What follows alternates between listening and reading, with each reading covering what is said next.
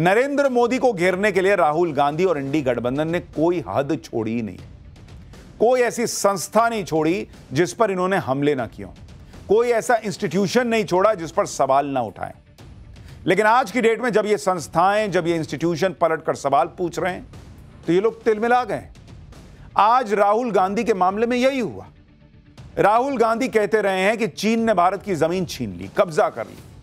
आज देश की सबसे बड़ी अदालत सुप्रीम कोर्ट ने पलटकर राहुल गांधी से पूछ लिया कि सबूत क्या है आपके पास कि चीन ने जमीन छीन ली है, कब्जा कर लिया है। सुप्रीम कोर्ट ने राहुल गांधी की आज ऐसी क्लास लगाई बॉस, मतलब धो डाला, और ऐसा धोया कि पूरा इकोसिस्टम तिलमिला गया। क्योंकि कोर्ट ने राहुल गांधी को यहां तक कह दिया कि अगर सच्चे भारतीय होते तो ऐसे सवाल ना उठाते। लेकिन राहुल गांधी तो राहुल गांधी ठहरे। सनसनीखेज दावे करना, आरोप लगाना, सबूत ना दे पाना, फिर माहौल बनाना, यह सब उनकी राजनीति की एक तिकड़म हो गई है। आप पेगासस का केस याद कर लीजिए, राफेल का केस याद कर लीजिए, अडानी का मामला देख लीजिए। राहुल गांधी जो कहते हैं ना बॉस, सुप्रीम कोर्ट में जाते ही उनका सारा एजेंडा ध्वस्त हो जाता है, क्योंकि वहां पे सबूत रखने पड़ते हैं, सच सामने आ जाता है। आज चीन के मामले में भी यही हुआ। चीन को लेकर राहुल गांधी ने कितना एजेंडा चलाया था कि नरेंद्र मोदी के खिलाफ माहौल बन सके, उल्टे सीधे बयान दिए। लेकिन जब इन्हीं उल्टे सीधे बयानों का मामला सुप्रीम कोर्ट गया तो राहुल गांधी को भयंकर फटकार पड़ गई। फटकार इसलिए पड़ी क्योंकि ये लोग जब नरेंद्र मोदी से सीधे लड़ नहीं पाते तो झूठ और सनसनीखेज आरोप का सहारा लेते हैं, जिससे ऐसा नैरेटिव बन जाए कि मोदी कुछ गलत कर रहा है। लेकिन इन तिकड़मों की भी एक एक्सपायरी डेट होती है, और जैसे ही ये उनके झूठ का खुलासा होता है वैसे इनकी फजीहत होने लगती है। जैसे अगर आप देखिएगा, राहुल गांधी ने चीन को लेकर जो दावा किया था उस पर आज सुप्रीम कोर्ट ने उनसे ऐसे सवाल किए कि जवाब उनके पास था ही नहीं। इसी तरह से 2-3 दिन से राहुल गांधी चुनाव आयोग को लेकर कह रहे हैं कि उनके पास एटम बम है, ऐसे सबूत हैं जो एटम बम जैसे हैं, जो सबूत खुलेंगे तो सब हिल जाएंगे। लेकिन चुनाव आयोग ने खुलकर कह दिया कि राहुल गांधी को चिट्ठी लिखो तो जवाब तक नहीं देते, मिलने का समय तो दो तो मिलने नहीं आते। इसी तरह से चुनाव आयोग ने तेजस्वी यादव को भी हड़का दिया, जो यह आरोप लगा रहे थे कि उनका नाम वोटर लिस्ट में नहीं है। तेजस्वी को चुनाव आयोग ने पहले जवाब दिया कि वोटर लिस्ट में नाम है, चेक कर लो, वोटर कार्ड नंबर दूसरा है। फिर नोटिस भी दे दिया कि दूसरा वोटर कार्ड बनवाए कैसे भाई। इसी तरह अखिलेश यादव ने भी प्रधानमंत्री मोदी को घेरने के लिए ऑपरेशन सिंदूर और ऑपरेशन महादेव पर सवाल उठाए थे, लेकिन यूपी में जाकर खुद पीएम मोदी ने उन्हें तगड़ा जवाब दे दिया। यानी ये लोग जो भी दांव खेल रहे हैं वो उल्टा पड़ जा रहा है इन पर बार बार, और इसीलिए इनकी क्रेडिबिलिटी गिरती जा रही है। विपक्ष के नेताओं के साथ दिक्कत ही यही है कि मोदी को घेरने के चक्कर में ये लोग जो आरोप लगाते हैं वो कुछ ही दिन टिकते हैं, फिर औंधे मुंह गिरते हैं, इनकी क्रेडिबिलिटी भी साथ गिर जाती है। राहुल गांधी के आरोपों की तो लंबी लिस्ट है, कभी राफेल, कभी पेगासस, कभी LIC, कभी अडानी। फिर राहुल गांधी के आरोप जब कोर्ट पहुंचते हैं तो वहां माफी मांग लेते हैं या फटकार पड़ती है। अब आज राहुल गांधी को कैसे कोर्ट ने रगड़ दिया, राहुल गांधी किस एटम बम को फोड़ने की बात कर रहे हैं, राहुल गांधी चीन पर खुद ही कैसे खुद को एक्सपोज कर रहे हैं, आज आपको यह भी दिखाऊंगा। अखिलेश यादव और तेजस्वी यादव भी कैसे अपने बयानों में फंस गए हैं। नरेंद्र मोदी, उनके इर्द गिर्द ये जो चक्रव्यूह रचने का प्रयास करता है विपक्ष, कैसे वो उसमें खुद फंस गया है, आज आपको विस्तार से दिखाऊंगा। लेकिन पहले जो सियासत हुई है उसका एक ट्रेलर देखिए।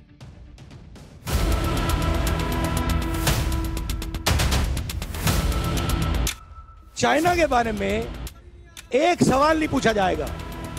जिन्होंने 2000 स्क्वायर किलोमीटर हिंदुस्तान का उठा लिया, ऐसा लगता है कि राहुल गांधी की रगों में आज चीन प्रेम है लेकिन भारत प्रेम नहीं। वो एंटी इंडिया उनकी सोच है और भारत के अगेंस्ट हमेशा बोलते हैं। shockwave that is going to go through when we release this data. It's literally like an atom bomb. अगर आपके पास सबूतों का एटम बम है तो उसका परीक्षण तुरंत कर डालिए।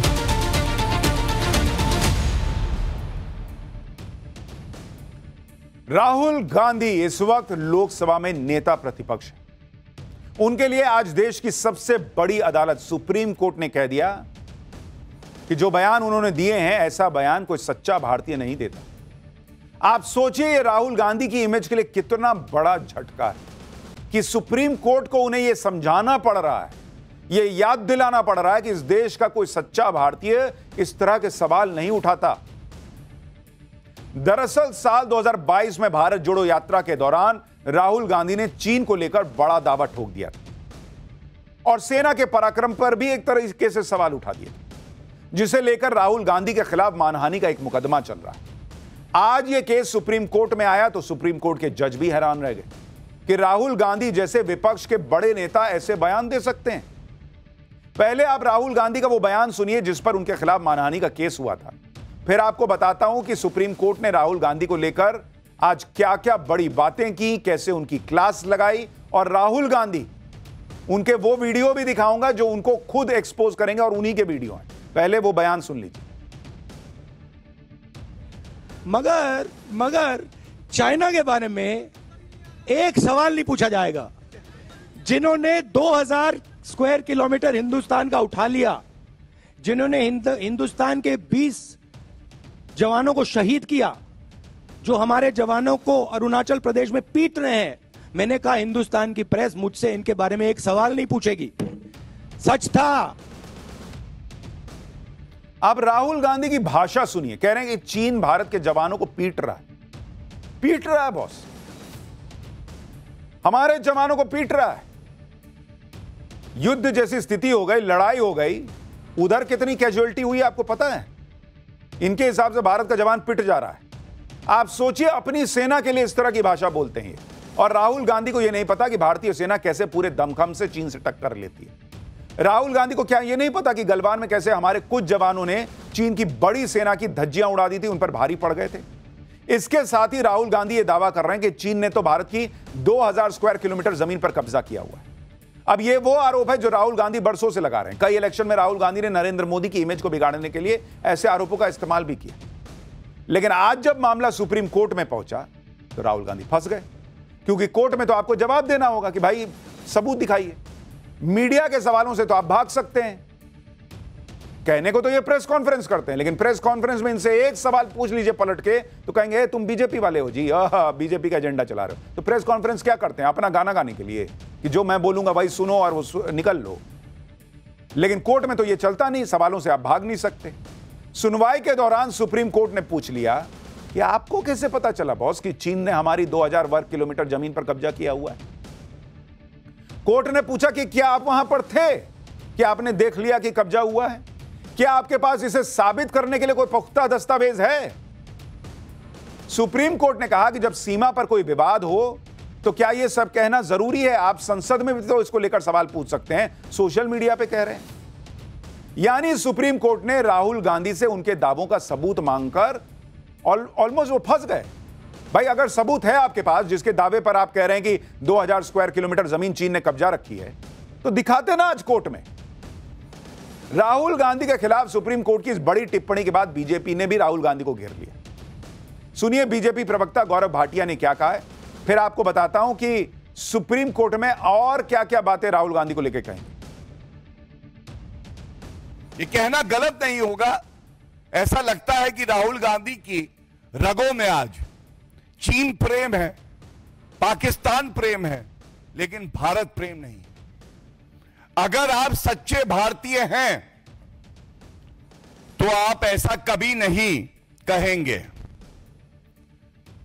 यह सवाल हम पूछते हैं। देखिए, संवैधानिक संस्था सर्वोच्च न्यायालय राहुल गांधी की भारतीयता पे इतना गंभीर कमेंट करता है, हर देशवासी आहत है। एक भारतीय अपनी सेना के लिए जो पूरे विश्व में सबसे वीर है, कैसे कह सकता है कि वो चीनी सेना से पिट रही है?